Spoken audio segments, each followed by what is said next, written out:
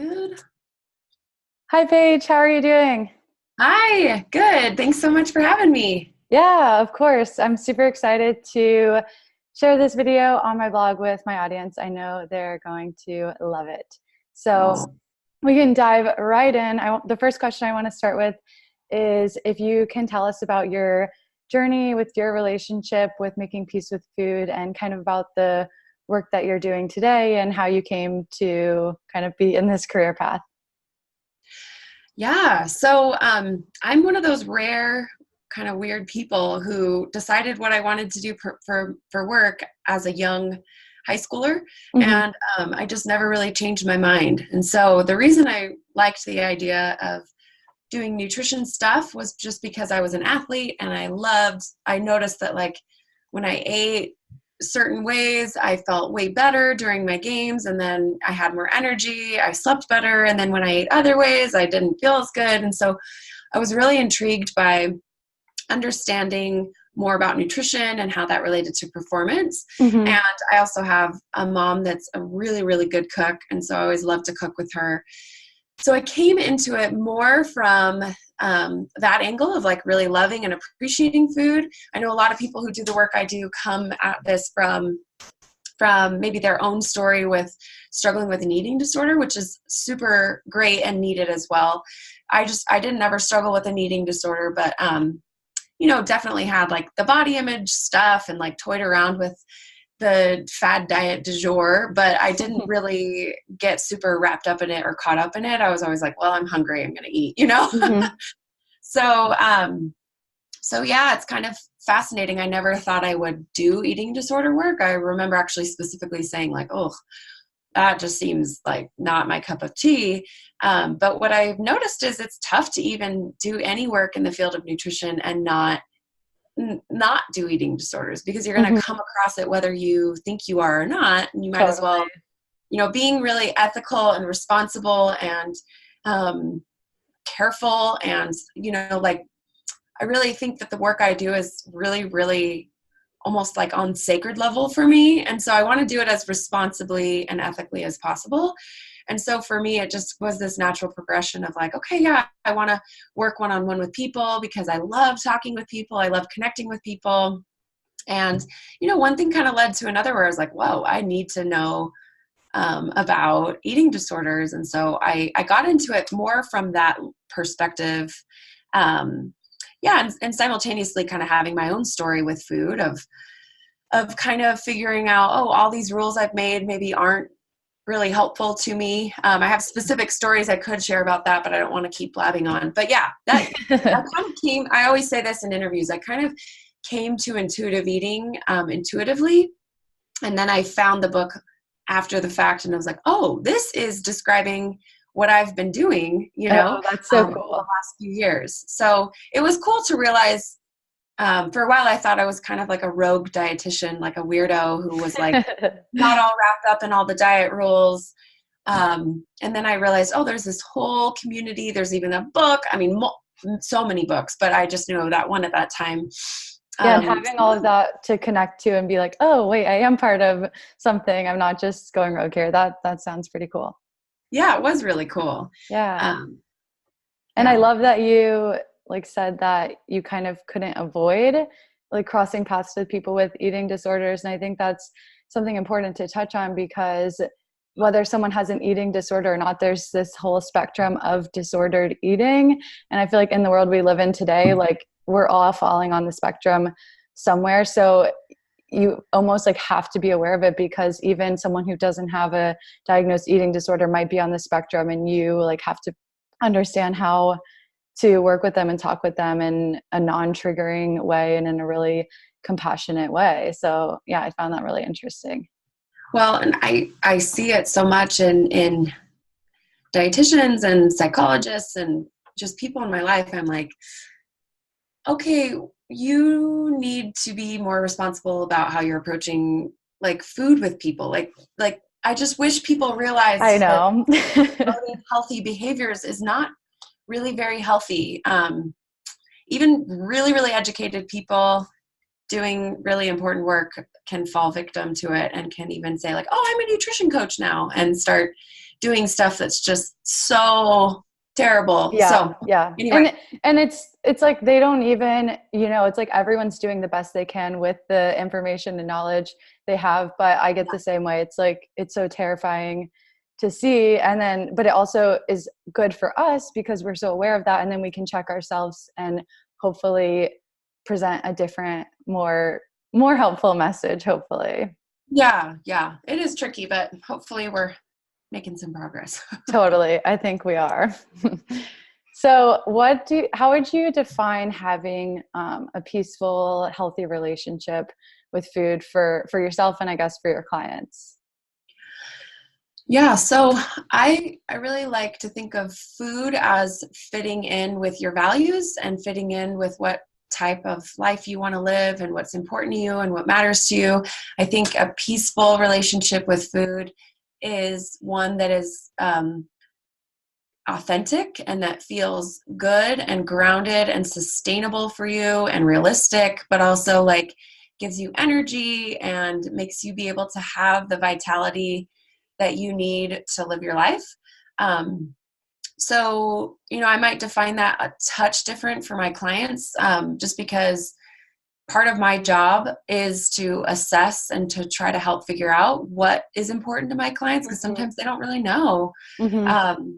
It's more like they've been approaching food as like, I need to make food, like I need to fit my life around my food, and kind of trying to figure out how to make life happen and then food fit into that is Mm-hmm. sort of a big paradigm shift for a lot of my clients. And some like I really value social connection, and so I'm more likely to just kind of be like meh, with and just be flexible with whatever is being offered at a restaurant or at someone's house or whatever. If it's in the name of social connection, even if I'm not hungry for it or I don't want it or it doesn't even sound that good to me, I might still eat the food just in the name of social connection, because that's super something I value. Mm-hmm. Whereas some of my clients, maybe they do value that connection, but they have other things that are really important to them. So I try really hard to be aware of the dynamic of like, this is what's important to me, so it should be important to you. And Right. instead Yeah. really trying to help them determine their own values guided sort of living, and kind of figure out how to make food fit into that picture. Yeah. I feel like our paths have aligned for a reason today, because it's so funny you bring up values. I like just posted on Instagram a couple hours ago about how like your personal values can help you make peace with food and your body. So love Yeah. it. That's so awesome. So have you had any of your own personal struggles like with your relationship with food? I know you said you've had some like food rules and things like that, but for the most part, you like came to intuitive eating on your own. Was there ever a time where it wasn't that intuitive or Oh yeah. easy? Oh yeah. So I definitely was a victim of the if I just weighed, X amount pounds less, then I'll just be so happy and popular and amazing. And this is like my teenage brain. Um, and I played volleyball, and so it was always like, oh, I have to wear these tiny spandex. Like I wish I looked a little different in them, that kind of thing. And that desire like led to some chaos with food. But like I said, like I just never could quite like make it with any of my food rules. Like I would do it, but then okay, so an example. This was like really famous back in the day with Oprah, like don't eat past a certain time of night. And I would do that. And in retrospect, what I was just doing is I was just eating a huge dinner because I didn't want to like go to bed hungry. Yeah. So like in retrospect, I can see that like the rules created so much chaos. And so the story I was going to maybe tell you earlier, but I was like, oh, I'm rambling. I'll tell it I'm now. ready. So, I'm ready. okay. So when I met my husband, I was kind of pretty, not like I was pretty like a little rigid about food, but it was like just certain rules that I wanted to like glom onto. And my husband eats very differently than I do. I was raised in a family of all girls, and we all are huge eaters. Like we just like get down on like good food. Like my mom's a great cook and she shows her love through food. So if you don't eat a lot, she's like sad, you know, there's that element too. My mom too. Southern hospitality. Yeah, it's the best. California hospitality in my case, Yeah. but yeah. So, yeah, so I met my husband and, you know, it was very clear, you know, very early into our like dating relationship that we ate very differently. And so, for instance, I'd be hanging out with him and we'd have dinner together and then we'd go like do homework or watch a movie or do something. And then he'd always eat again at night. And I'd be like, oh my gosh, what are you doing? It's way too late to eat. But you know, when you're dating someone, you're like, I don't want to be the weirdo. I want to be like cool.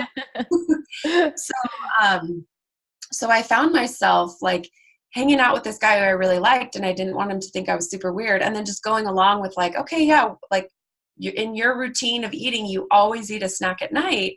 And while that kind of freaks me out because it's not like cottage cheese snack, you know, it's like really buttery popcorn and like brownies or ice cream, you know, something fun like that. So I found myself kind of being forced into liberalizing my eating. But what was so cool for me was I remember actually very distinctly being like, all right, if I'm going to liberalize my eating, I have to commit to something. And so what I decided, and this is before I had read any type of intuitive eating stuff, I decided that I was just going to really try to pay attention to the cues my body was giving me. Mm-hmm. Because I definitely, like, I would eat when I was hungry, but I would definitely not stop until I was uncomfortably full usually. And so I just started to just say, whether I'm eating a brownie or a salad, I'm going to really just try to stop when my body's telling me it's time to stop. And that was really uncomfortable for a while because I was so used to eating way more than like past that point of nice, full and satisfied feeling. But what was so cool is like knowing that that snack was coming in the evening made it so that I didn't feel this need to like go crazy on dinner, you know? Right. Yeah. Like like in retrospect, I have so much more language for it. But what was going on is I was creating all this scarcity, you know? Mm-hmm. I was like, I can't eat again until later.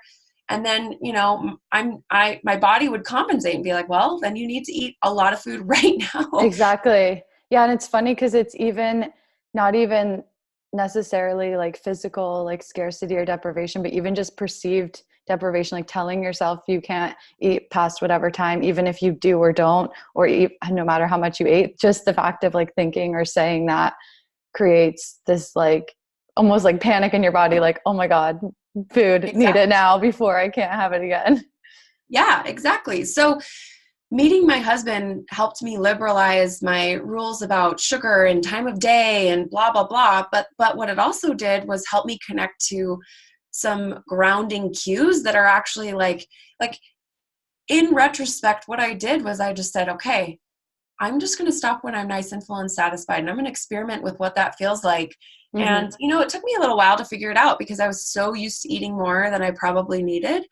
But it was so reassuring that like when I was eating something like a brownie, you know, if I could tell that I wasn't quite satisfied and full yet, it was just so reassuring to be like, it's fine. Just stop when you feel like you've had enough, you know, rather than, oh no, brownies are the devil, like avoid Yep. at all costs, you know? So it was such a nice paradigm shift and it served me well for so long before I even found intuitive eating as a theory or as a practice. Yeah. Yeah. And the really cool part about that is like at first you didn't want to be like overly full and uncomfortably full, but then I feel like it sounds like you intuitively noticed that it was the restriction and the scarcity mindset that was the actual problem and worked on that. And that's like the amazing thing, because that's usually what happens is once you heal that restriction or scarcity or whatever's going on there, then fullness like usually naturally works itself out. So true. And we often think, you know, oh no, I'm overeating, I need to make more rules. But then the more rules equals more scarcity, which equals more restriction, which is more binging, right? So it's super counterintuitive very often to think, wait, in order for me to work on this fullness thing, I actually need to work on my restriction or my scarcity or whatever it is that's going on. But over and over again, I see that in practice with the people that I work with. It is so much the theme of this work. So yeah, really good point you brought up.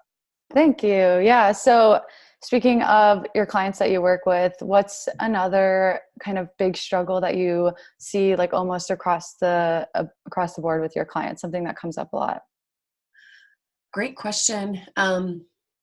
Just right off the top of my head, what comes to mind is all or nothing thinking. Just perfectionism, rigidity.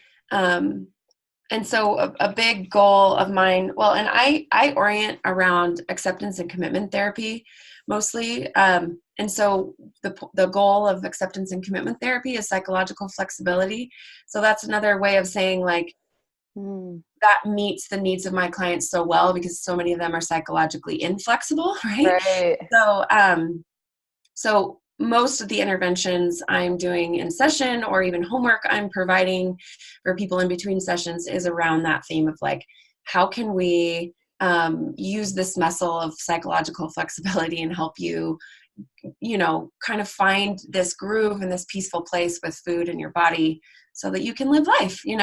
Yeah. Are there a couple like tips or just one tip that stands out for kind of helping you come more to that middle ground and be more in the gray and getting comfortable with that? Yeah.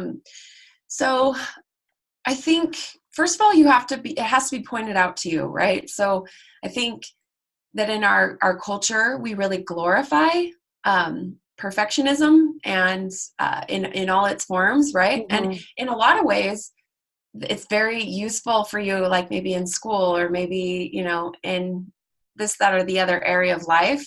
So it can be really hard. It can kind of go unchecked sometimes. But, when I'm listening to a client tell me about their approach to food and I'm like, ooh, whoa, you have a lot of all or nothing thinking, don't you? And they're like, you know what? I think I do. So sometimes the first step is just, hey, like, until I see you next, like, let's just start to build some awareness around this. Like, when Mm-hmm. are those thoughts coming up that, oh, I ate a bite of a cookie, so I've ruined everything, so let's eat 50 of these, like, when is that coming up for you? And does that actually make sense? Does that serve you well? Does that, is Mm-hmm. that really even true? And, or is that helpful? So that awareness piece, I think, is a really big deal. Then, beyond that, it's like, I don't think anyone can logically convince another person to work on their all or nothing thinking. I think it has to come down to experiential, like, I'm going to try it. I'm going to try, what does it feel like to notice these thoughts and to challenge them and to dip my toes in what it feels like to be like, well, I have permission to have this, and it's not a big deal, and it's not an all or nothing thing, or whatever the Mm-hmm. situation is for that person. I think just trying it out and then really paying attention and or processing it with me or in therapy um, can be part of what starts to kind of switch for people where they're like, wait a minute, that way of doing things leads to these behaviors. This new way, like, I still have some of the thoughts, but I have new tools to cope with it. And I'm noticing, oh my gosh, I'm making like choices that actually feel more aligned with who I want to be and what makes the most sense for me? Yeah, yeah, for sure. I think it's like so important to kind of check in with yourself and like notice how it is you're feeling. And I think experimenting is such a good way to do that, especially for someone who's a perfectionist, because just the act of experimentation is, you could say, like anti-perfectionist, because you're just telling yourself like, this isn't all or nothing. I don't have to do this experiment for the rest of my life. I just am going to try it one time and see how it goes, and I'm not committed to it either way. Yeah. It's just a little trial. And I think just like that, even experimenting little by little can start breaking down that perfectionism and all or nothing thinking. So I'm glad you brought that up. Well, and like, just to add on to that, like, mindfulness and self-compassion are huge tools that I use to try to, like, even look at that. Like, it's fine and dandy to say, hey, you have some perfectionist thoughts, like, let's work on that. But I think it's also, when it's appropriate, it's also can be really interesting to look at, like, why, what part of you feels the need to be perfect, what is that about, and really exploring that. Because so often it's like the perfectionism is like up here, and then when you peel away the layers, you get down to this like really tender, vulnerable, like, belief, like, I can't be loved unless I do everything just right. But then Mm-hmm. when you get to that tender belief, you can be like, well, wait a minute. Is that even true? Do I love other people who are imperfect? Yes, because Mm-hmm. every person is imperfect. So that's not fair to expect that of myself. And you can kind of like, I feel like you can work on it better when you peel away the layers. And so mindfulness is really powerful in helping us be able to say like, oh, this recurring thought of perfectionism comes up. And instead of just saying, okay, like, don't think that way, maybe saying, okay, what is this about? Why does this come up for me? And I Mm-hmm. think there's a lot we can learn about ourselves if we're not too afraid to kind of like explore and learn more about ourselves, you know? Yeah, yeah. I feel like it's so powerful just to start asking yourself questions like, how am I feeling? Is this helpful? Is this serving me? And just those simple little questions, asking themselves yourself them can be so helpful. So I love that. What are some of the other ways that you like to practice mindfulness for yourself and for your clients? Um, so with clients, it's super hard to explain because it just depends on what they're going through and what the whole assessment sort of yields. So I'll maybe talk more about what it looks like for me, just to kind of make it more simple. Okay. Um, so, I like the idea of a formal meditation practice. I really do, but it's just not my reality. Like I Mm-hmm. have, and I know that these are excuses, but I have two young kids. I run a practice. I'm always working on something. I have a to-do list like this long all the time, so, and I'm sure I'm hearing myself say this and I'm like, yeah, whatever, you can tell me what you want to. Um, so for me, mindfulness is what I do in the little moments of life, like amidst the chaos.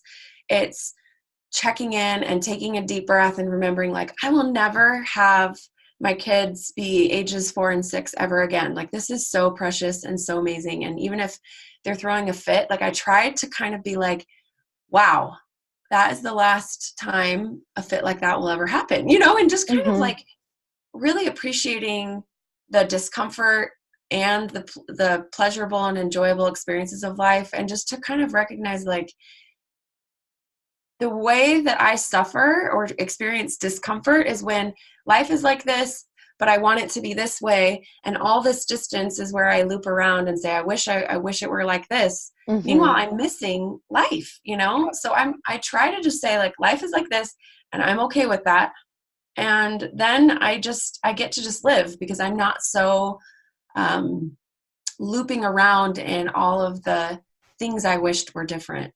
The truth is like, we could always break down our lives and say, oh, this could be better this way. And the truth is, I don't really know what about my life is actually long-term good or actually long-term bad because we're in the middle of it, right? So like, Mm-hmm. why make all these judgment calls about like, this is bad, this is good? Just because something is uncomfortable or I'm experiencing some discomfort doesn't make it inherently bad or wrong, right? It's like, it actually might be the very thing I need to feel so that I learn something new and do even better.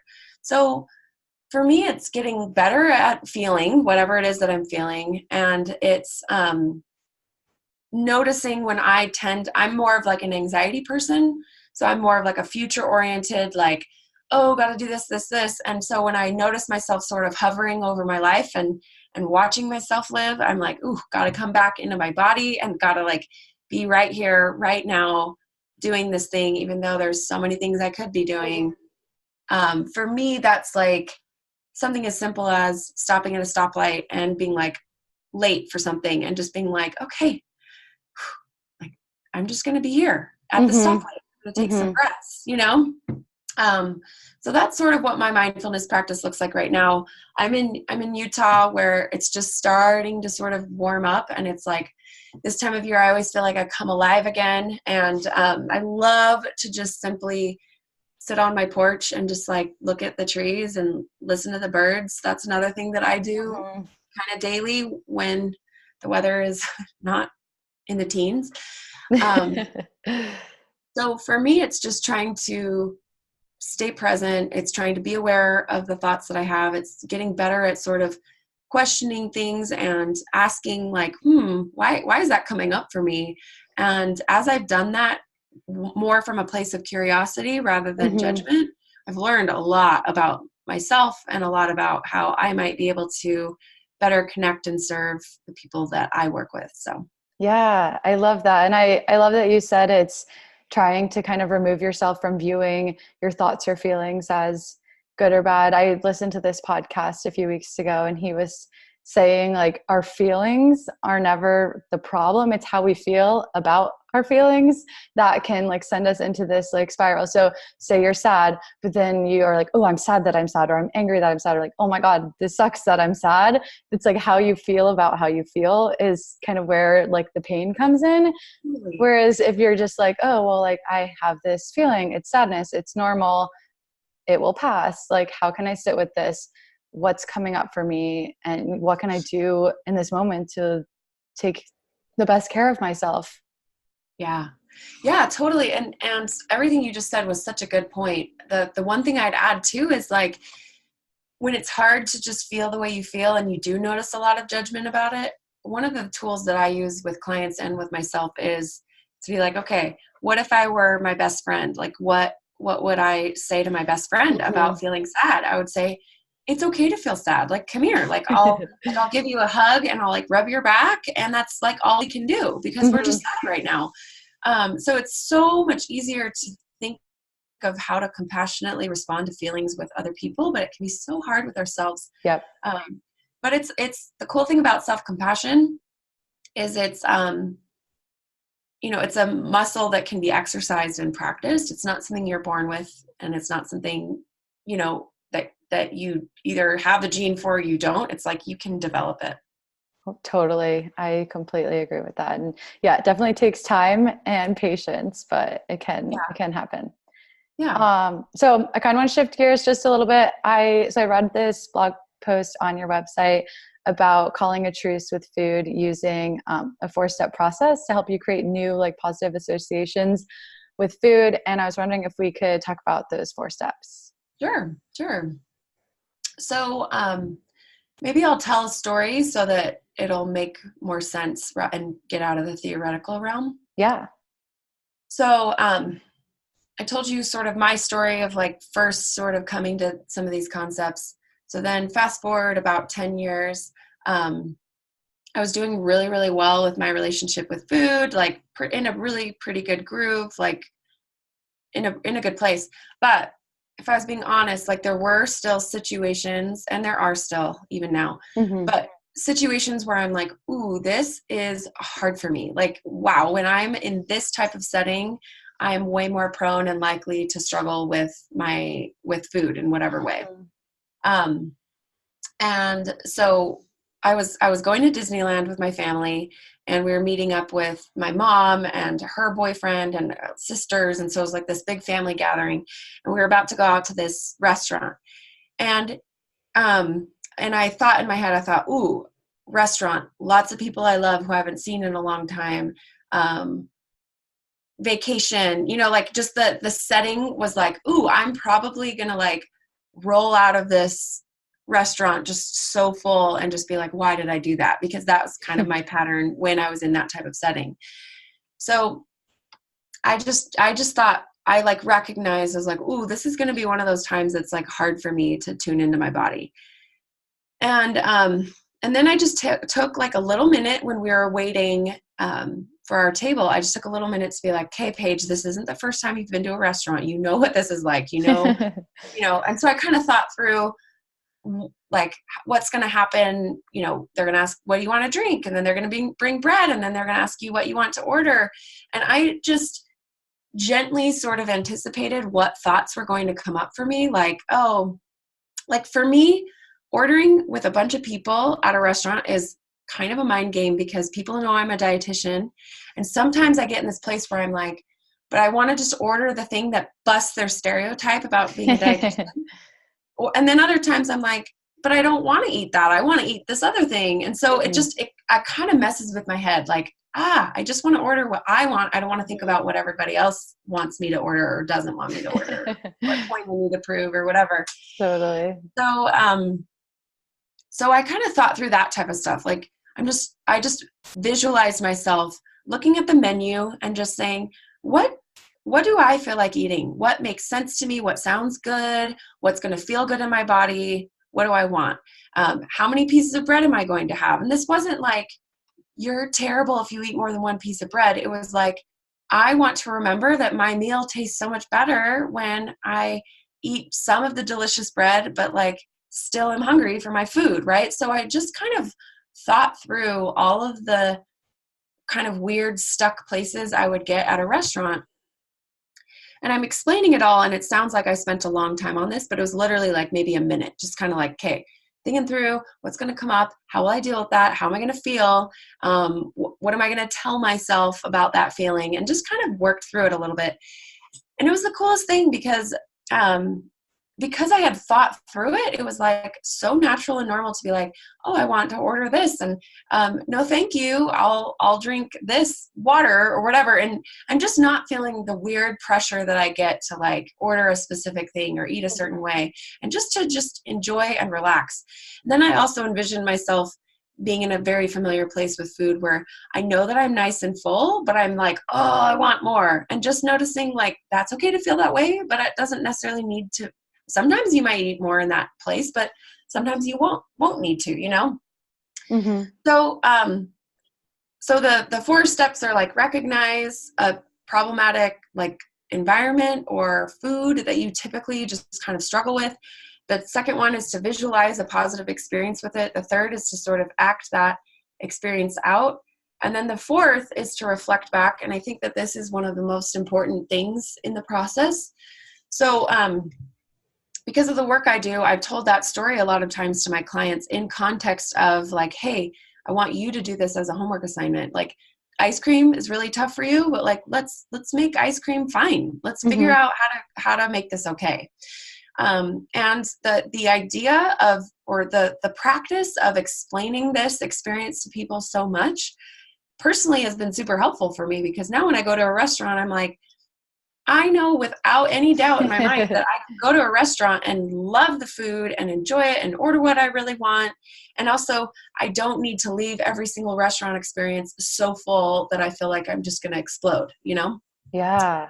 So for me, that last step of reflecting, I often have clients do that with me, or maybe like if there's someone who likes to write, maybe writing it down, or telling somebody they really love, or even like just sitting and thinking it through and being like, wow, I am capable of that. Wow. Mm-hmm. You know, every other time I've eaten ice cream, I've always binged on it, but this time I ate it and it was fine and it was delicious. And I really stopped when I had had enough. So now you're starting to build this new pathway in your brain that says, hey, yeah, this other way we used to do a lot, but there's also this other option, you know? Mm-hmm. And it develops that neuroplasticity, which is so cool about the human brain. So Yeah, I love those 4 steps. I think they're so helpful. And I think the really cool part is that it's not some massive thing. It's not like, oh my gosh, you have to do these 4 steps to make peace with all foods and your body. It's just like, no, pick one small thing, one food, one experience that you want to work on, work through it. And then you kind of like build that muscle and like confidence, and then you can do it with something else. And I think too, like these 4 steps, yes, like they're amazing for food, but I think you can translate these 4 steps into so many other areas of your life, which becomes like the bigger picture, which is like the really exciting stuff when you can start applying all of this work that you've done healing a relationship with food and your body to the bigger picture of your life. So true. Yeah. So, and I talked more from the perspective of someone who tends to overdo it with food.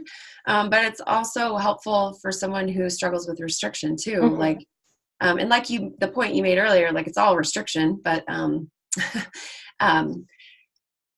so I'm hoping that if someone's watching this who's struggling with restriction, I hope that you recognize that like if you struggle with restaurants, every single time you go, you order the lowest calorie thing because that's just like what you always habitually do. Like you could also work on this from that angle. Like, what do you really want? And, you know, anyway, so I'm hoping that it feels applicable no matter what you're going through. Yeah, 100%. I think the steps are very simple and easy to follow. And I definitely think, yeah, it can go both sides and in other areas of your life. So I love it. One other thing I wanted to say is, as someone who's done a lot of things like that were really scary for me the first time, the first time is always the hardest. You know, it's like it always brings up the most anxiety and the most just fear and all that stuff. And so recognizing, yeah, like you said, like if you can work on that fear that comes up around food, you can do that at work. You can raise your hand when normally you wouldn't to Mm-hmm. offer a comment. And the first time you do it, it's so scary. But once you've done it, you're like, I'm capable of that. I can do Yeah. it. So that's one of my mantras. Like when I'm feeling nervous about something, I always am like, okay, is it the first time I'm doing this? Oh yeah. Okay. Well then it's normal to be super nervous because I don't know what to expect. And then once I do it, I'm like, that wasn't even that bad. So it's one Yeah. of the patterns I've recognized in my life. It's like the first time is always the hardest.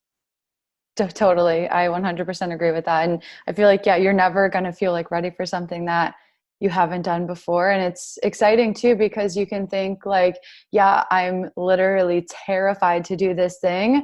But when you can like think about, but how am I going to feel if I'm able to like do this or accomplish this thing? And like focusing on that good feeling can help too. Like something that I like have had a big fear around a lot is staying at my apartment alone, like at night. It like terrifies me and I get so scared and I'm like freaking out. I'm like, oh my God, this is like so stressful. But then I do it and I wake up the next morning, I'm still alive and I feel so good because I'm like, I did it. Like, this is awesome. And then the next time it's easier and easier. So I feel like you can like kind of apply that to all kinds of different like situations or that are bringing up like fear and anxiety for you. Yeah, that's a really, really good point. That's what I love about this food stuff is it's totally applicable to so many areas of life. Yeah, 100%. Yeah, I found the book Intuitive Eating a few years ago, and I feel like it like changed everything for me because it just like spiraled into this like great spiritual, personal food and body like journey that I honestly had no idea was even like an option. And I don't know, I feel Yeah. like everything just gets so much better. Yay. Yeah. Good. That's so great. Thanks. Okay, so last question. I wanted to ask if there is one last thing you wanted to leave us with, or just one piece of advice that you wish someone would have given you earlier. Oh, that's great. It's a great question. Take your time. Mhm. So I I wish that I was raised in a family that that I knew that I would be loved no matter what my body looked like. I think that was one of the big sources of my struggle was feeling like my parents and family like love them to death, but um there was so much conversation about other people's bodies that they never had to say it to me Mm-hmm. to for me to internalize the message that like the worst thing I could do is gain a lot of weight, you Mm-hmm. know? And so when I noticed my body was changing during like puberty and like into high school and I was super active and athletic and so I weighed a lot more than a lot of my friends just because I'm like I've been told I'm built like a truck. I'm like, thank you for that. Anyway, I've Wow, been it how all. kind. I know. um, so I just, you know, I don't really, I'm not mad at my family about that, but at the same time, it's kind of cool to be like, to see my little girls grow up in a family that, you know, they'll say, "Oh, that person's fat," and they'll point that out, and I say, "Oh yeah, like, yep, we all have different bodies, and there's no wrong way to have a body, and we love people who are different from us, whether that's skin color or body size or religious affiliation or whatever. Like, just trying to honor and praise and welcome like differences rather than feeling Mm-hmm. like different equals bad." That was the message I had gotten, and I don't know if people meant it, but like that's what I got as a kid was like different is bad. um Definitely not skin color wise because I'm from really diverse California, so that wasn't it, but it was body size wise. um anyway, I wish that I knew that there was like no wrong way to have a body, and that your body has a weight that it wants to be, that's this comfortable, happy, healthy weight for you, that doesn't require micromanaging and tons of time and tons of like mental calculus. Like it's this easy thing that it's not about you micromanaging it. It's about you finding the weight that you can live at that lets you live the life you want to live, rather than Mm-hmm. I need to find this weight and then I need to figure out how to make life work around that. And so often the weight we think we should be and the weight our body thinks we should be are not all that different from each other, but we just have to make peace with like maybe some difference, you know? And I'm only speaking from my personal experience here. I know that maybe someone listening is like, whoa, well, that's not true for me. Or, you know, anyway, I could see how what I'm saying could be interpreted the wrong way, but what I'm trying to say is, there's a happy, healthy weight for each of us that we can find as we just treat ourselves well and let our body do its thing. I wish I had known that, because I really didn't ever have anyone tell me other than your weight needs to be micromanaged. And I feel like that just really messed me up. So Yeah. hopefully that didn't come off wrong, y'all. Give me a No, little. I don't think it did. I think it came off as like it's so cool because now like you wanted someone to tell that to you, but now you're having this beautiful opportunity to give to us and the listeners like what you wish you would have been told, which essentially sounds like that all bodies are welcome and beautiful and okay, and you can live a life in a body that feels good and doesn't like cause you stress, and that you don't have to micromanage. So I think that's a beautiful note to end on. So thank you so much, Paige. This has been so helpful. Thank you so much for having me. I really appreciate the opportunity. You are so welcome.